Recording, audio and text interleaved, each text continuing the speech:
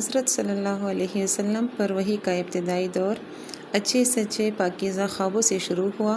آپ خواب میں جو کچھ دیکھتے وہ صبح کی روشنی کی طرح صحیح اور سچا ثابت ہوتا۔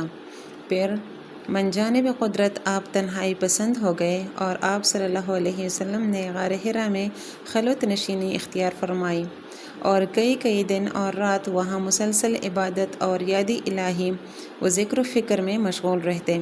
جب تک گھر آنے کو دل نہ چاہتا توشہ ہمراہ لیے ہوئے وہاں رہتے۔ توشہ ختم ہونے پر ہی اہلیہ محترمہ حضرت خدیجہ رضی اللہ تعالیٰ عنہ کے پاس تشریف لاتے اور کچھ توشہ ہمراہ لے کر پھر وہاں جا کر خلوت گزی ہو جاتے۔ یہی طریقہ جاری رہا یہاں تک کہ آپ صلی اللہ علیہ وسلم پر حق منکشف ہو گیا اور آپ صلی اللہ علیہ وسلم غار حرا ہی میں قیام پذیر تھے کہ اچانک حضرت جبرائیل علیہ السلام آپ کے پاس حاضر ہوئے اور کہنے لگے کہ اے محمد صلی اللہ علیہ وسلم پڑھو۔ آپ صلی اللہ علیہ وسلم فرماتے ہیں کہ میں نے کہا کہ میں پڑھنا نہیں جانتا۔ آپ صلی اللہ علیہ وسلم فرماتے ہیں کہ فرشتے نے مجھے پکڑ کر اتنے زور سے بھینچا کہ میری طاقت جواب دے گئی، پھر مجھے چھوڑ کر کہا کہ پڑھو۔ میں نے پھر وہی جواب دیا کہ میں پڑھا ہوا نہیں ہوں۔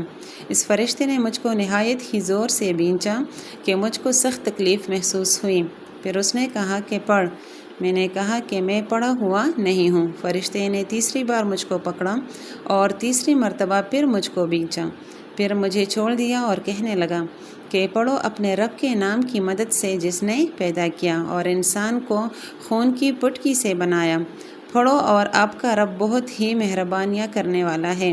بس یہی آیتیں آپ حضرت جبرائیل علیہ السلام سے سن کر اس حال میں غار حرا سے واپس ہوئے کہ آپ کا دل اس انوکھے واقعے سے کانپ رہا تھا۔ آپ صلی اللہ علیہ وسلم حضرت خدیجہ رضی اللہ تعالیٰ عنہ کے ہاں تشریف لائے اور فرمایا کہ مجھے کمبل اڑا دو، مجھے کمبل اڑا دو۔ انہوں نے آپ صلی اللہ علیہ وسلم کو کمبل اڑا دیا۔ جب آپ کا ڈر جاتا رہا تو آپ صلی اللہ علیہ وسلم نے اپنی زوجہ حضرت محترمہ حضرت خدیجہ رضی اللہ تعالیٰ عنہ کو تفصیل کے ساتھ یہ واقعہ سنایا اور فرمانے لگے کہ مجھ کو اب اپنی جان کا خوف ہو گیا ہے۔ آپ کی اہلیہ محترمہ حضرت خدیجہ رضی اللہ تعالیٰ عنہ نے آپ کی ڈارس بندائی اور کہا کہ آپ کا خیال صحیح نہیں ہے، خدا کی قسم آپ کو اللہ کبھی رسوا نہیں کرے گا۔ آپ تو اخلاق فاضلہ کے مالک ہیں، آپ تو کنبہ پرور ہیں، بے کسوں کا بوجھ اپنے سر پر رکھ لیتے ہیں، مفلسوں کے لیے آپ کماتے ہیں، مہمان نوازی میں آپ بے مثال ہیں اور مشکل وقت میں آپ امر حق کا ساتھ دیتے ہیں۔ ایسے اوصاف حسنہ والا انسان یوں بے وقت ذلت و خواری کی موت نہیں پا سکتا۔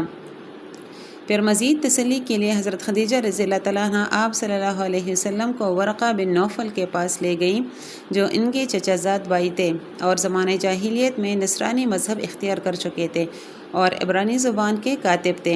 چنانچہ انجیل کو بھی حسب منشائے خداوند عبرانی زبان میں لکھا کرتے تھے۔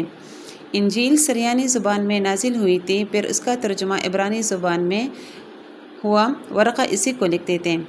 وہ بہت بوڑھے ہو گئے تھے، یہاں تک کہ ان کی بینائی بھی رخصت ہو چکی تھی۔ حضرت خدیجہ رضی اللہ تعالیٰ عنہ نے ان کے سامنے آپ کے حالات بیان کیے اور کہا کہ اے چچا زاد بھائی، اپنے بھتیجے محمد صلی اللہ علیہ وسلم کی زبانی ذرا ان کی کیفیت سن لیجئے۔ وہ بولے کہ بھتیجے، آپ نے جو دیکھا ہے اس کی تفصیل سناؤ۔ چنانچہ آپ صلی اللہ علیہ وسلم نے از اول تا آخر پورا واقعہ سنایا، جسے سن کر ورقہ بھی اختیار ہو کر بول اٹھے کہ یہ تو وہی ناموس فرشتہ ہے جسے اللہ تعالیٰ نے حضرت موسیٰ علیہ السلام پر وحی دے کر بھیجا تھا۔